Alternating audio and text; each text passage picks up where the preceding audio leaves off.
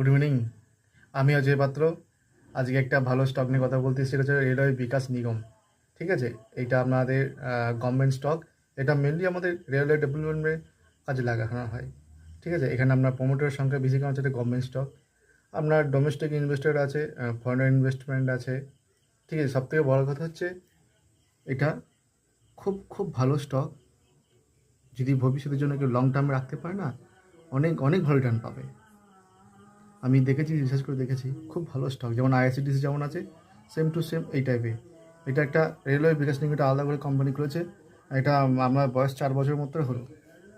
ঠিক আছে, তো আপনি গিয়ে এর সম্বন্ধে আরও বেশি জানতে পারেন, ইনভেস্ট করতে পারেন, খুব ভালো রিটার্ন পাবেন।